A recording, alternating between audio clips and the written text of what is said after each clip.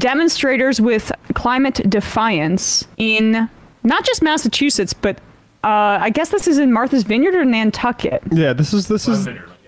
Are you sure it's I thought it was Nantucket. It's Nantucket. Oh, yeah, Nantucket. Yeah, which makes it Nantucket's snobbier than Martha's Vineyard. I mean, for real? let's be oh yeah, Nantucket's the Republican version. Martha's Vineyard is a little bit more multicultural, more family oriented. I only know Nantucket from the funny rhymes. But. Yeah. Yeah, sorry, my bad. Yeah, it is Nantucket. Yeah, and I'm pretty sure there's like a history too of Democratic presidents like Obama and Clinton being on Martha's Vineyard, Republicans being on Nantucket. It's very much this right? partisan divide for the wealthy in this country.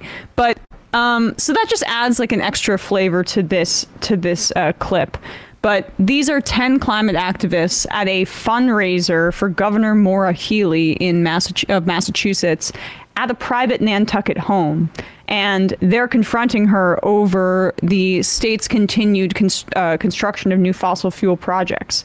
And in the midst of this horrific summer of climate emergencies all across the continental U.S., and then, of course, what we're seeing internationally constantly as well, these demonstrations just have a little bit more kick to them as time continues to pass and as we continue to run out of time. Here we go.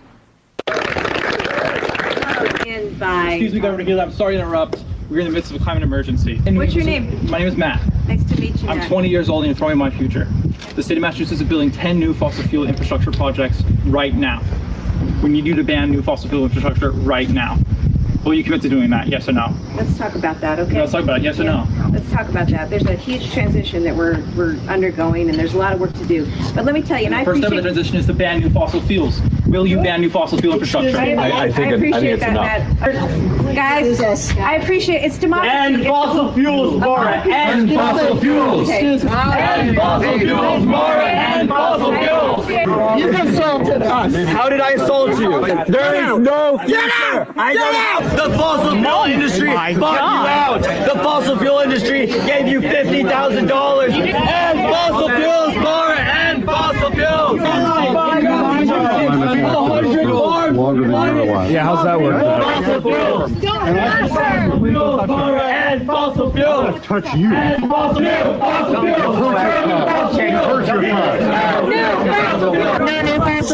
We've spoken to her before. She's ignored us. You have no idea how to get things started. You have no idea how to get things started. We're afraid because our lives are going to end. We're all the same age. No, we're not. I'm 20. I have kids that are 9. Okay. You have absolutely no idea how to get things started. Can you tell me what are you doing to help them?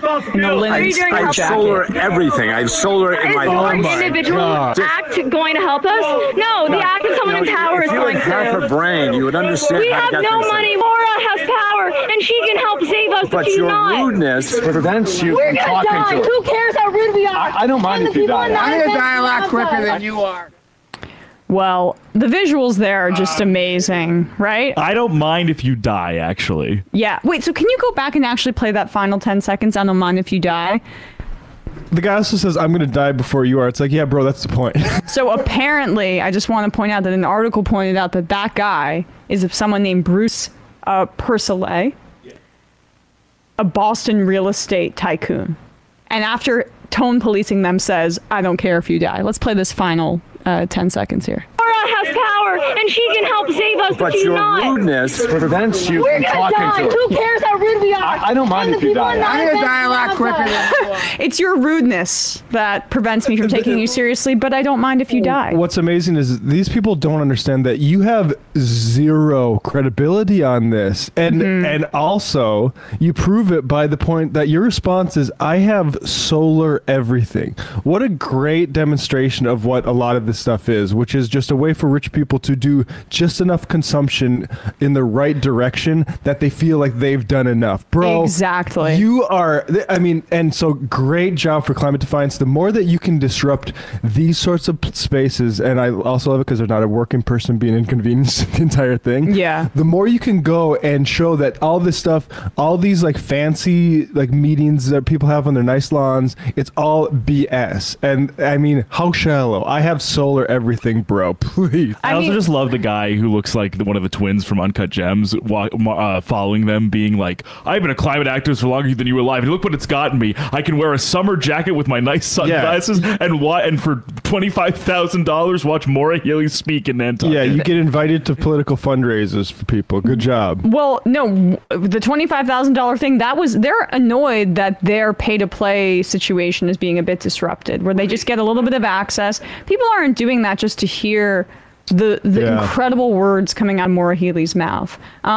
When you have that kind of puncturing of these events, it makes these people feel like maybe deep down some sort of guilt, but at the same time, they're like, no, I paid good money to get access to the governor, and I do not want this to get in my way. And just to your point about the individual consumption element, I really don't care too much if you have solar panels on your house, gotta be honest with you, because that's homeowner privilege. There's a lot of people who don't have the ability, who are renters like myself. Right, it's all theoretical for me. Yeah, to put solar panels on my on my apartment complex, that's not going to happen, obviously.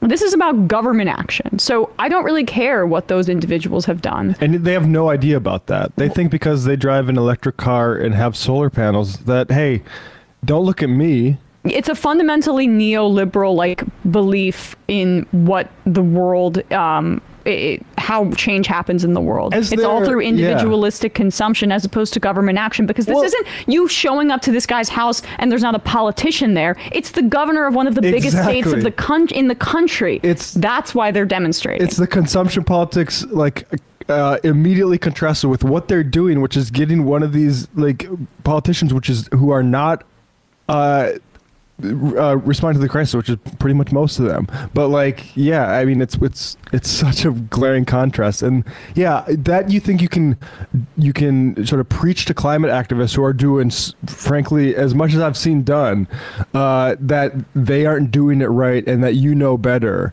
because of rudeness, bro.